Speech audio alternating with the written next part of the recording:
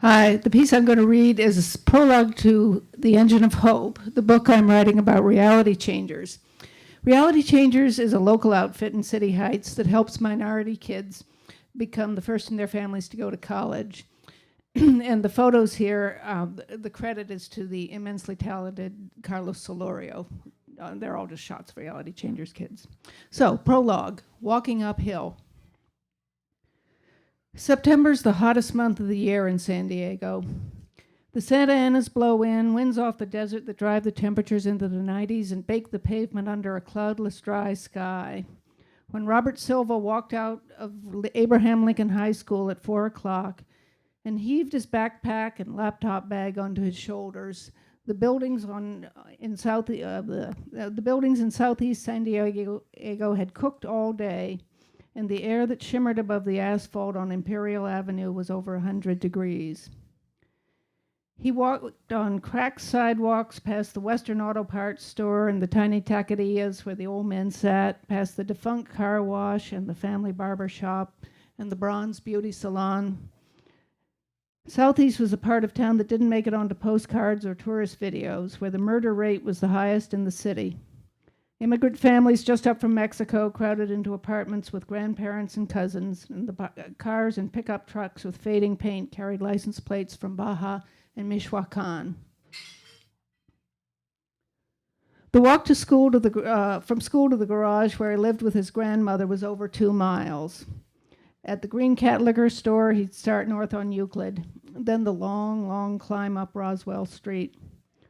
All his books were crammed into his backpack, and the laptop bag banged against his hip.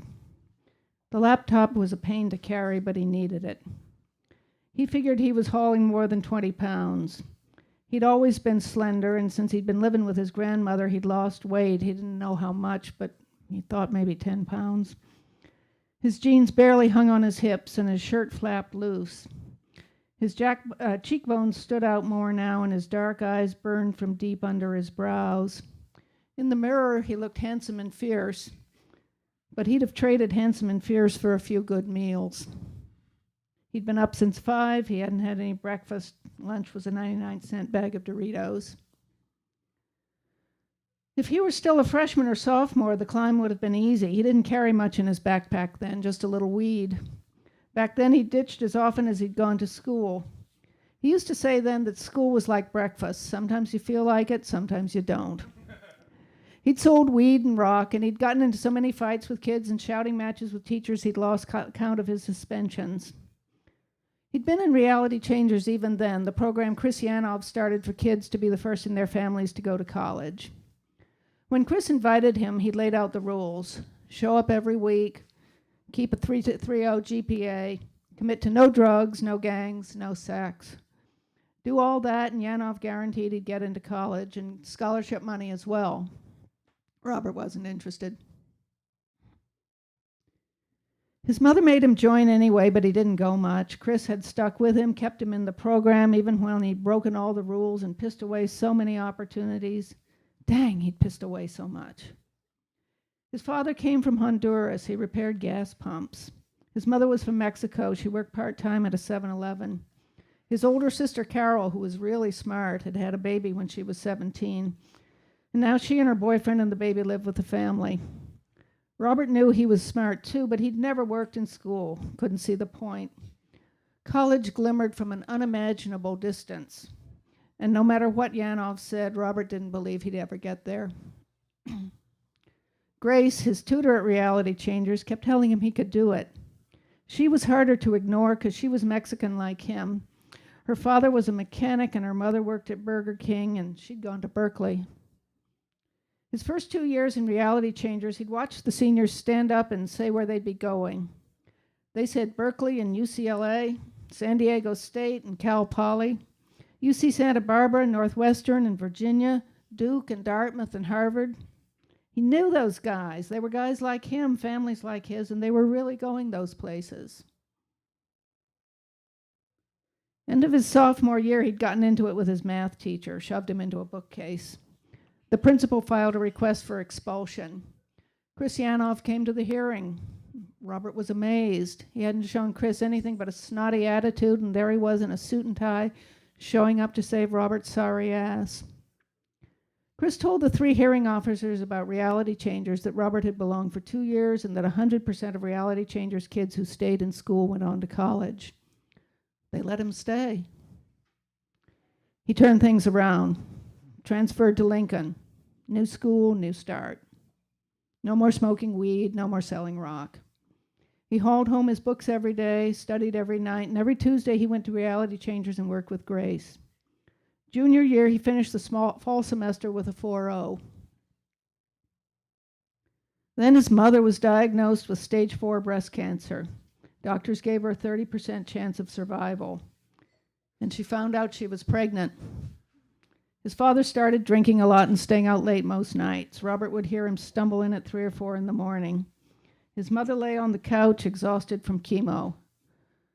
Robert vacuumed and cooked and did the chores she was too tired to do, and he watched his father leave every night. He and Carol figured their father had a girlfriend. Things boiled up with his father the night in June when Grace came to take him out to celebrate. Even with his mom's cancer and his dad's weirdness, he'd made a 3.8 spring semester. He and Grace were talking in the driveway. His father slammed the door on his way out for the night. He saw Grace and he looked uncomfortable. He turned and snarled at Robert. "When are you going to wash the truck?" "I'll do it when I have time." "Don't give me that shit." "I didn't mean anything. I'll do it as soon as I have time." "You give me shit, I'll rip your fucking jaw off your face." Robert planted himself. "Okay, bring it. Let's see what you got." Robert was taller, but his father was wide and solid, all muscle. He crossed their front yard in 2 strides and stood inches from Robert's face. He hauled his arm back. Robert slammed a fist into his father's face. His father staggered back and stared at his oldest son. He pulled off his belt, thick leather, 3 inches wide, with a solid metal buckle. He swung it in a wide circle, the big buckle humming close to Robert's face. "Don't touch me with that thing or you'll be sorry." "Motherfucker, I'll teach you." "You gonna teach me shit?" "Get the fuck out of here. You don't live here anymore." Robert looked at him and shook his head. He walked over to Grace's car and they drove off. They went to Benihana like they'd planned, and afterwards she waited while he stuffed his clothes into garbage bags and said goodbye to his mother, and then she drove him over to his grandmother's. His grandmother and his Uncle Santiago lived behind his Uncle Rick's house in a garage with no heat and no bathroom. The tiny kitchen sink emptied into the dirt outside. He and Santiago shared a windowless room that barely fit 2 beds. They used the bathroom in the front house. All they had to eat that summer was bananas and bologna sandwiches. Sometimes his mother brought over a pot of beans or a stew, but Robert was always hungry. "I cried about what my dad did. I cried because I couldn't help my mom," he said. Carol had a run-in with their father a few weeks later, and she and her boyfriend and their year-old daughter moved into the garage. That made 5 adults and 1 little kid. And Santiago's wife and son were coming back from Mexico soon. He got a break from the garage when Reality Changers sent him to Academic Connection, UCSD's summer program for high school students. He showed up carrying his stuff in 2 garbage bags. Everybody else had suitcases. For 3 weeks, he lived in a dorm and took a course in urban anthropology. The rich white kids on the floor complained about the rooms and having to share a bathroom. Robert didn't get them. For him, the dorm was a resort. He had a room of his own. He got to eat in the dining hall 3 times a day, all he could eat. In August, his baby brother Angel was born. Now his senior year was starting. By Christmas, his future would be decided. Get into college or not. Live like his grandmother or make the life he wanted. Santiago's alarm went off at 5, and the garage was dark as a cave and freezing. He'd wrap himself in a towel, sprint to the front house, and shower fast. And then he'd come back and drink water to fill his stomach. He ironed his clothes on the kitchen table. Robert says that what you look like is who you are. When he set off for school, his T-shirt and the shirt he wore unbuttoned over it were pressed and smooth, his jeans sharply creased, and his dark hair gelled into glistening spikes. He didn't use his laptop much at school, but he carried it every day. He was taking AP classes in history, English, and economics, scrambling to bring up his GPA. Carrying the laptop reminded him of what he wanted to make happen. It was like my shield, he said. If I looked and acted like business, I'd be about the business. Now the sidewalk burned his feet right through his sneakers.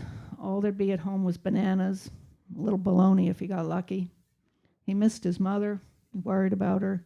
He hadn't seen Angel for a week. His crummy GPA from his first 2 years hung like an anvil around his neck. No college would touch him. He could fill out all the applications and bust his butt on the essays Chris wanted him to write, and they could just look at his record his first 2 years and say no thanks. He knew a guy around here. He could score a joint right now, sit down on the curb, blow everything off. If he didn't keep walking, he'd be 35 and still living in a garage. Barbara Davenport.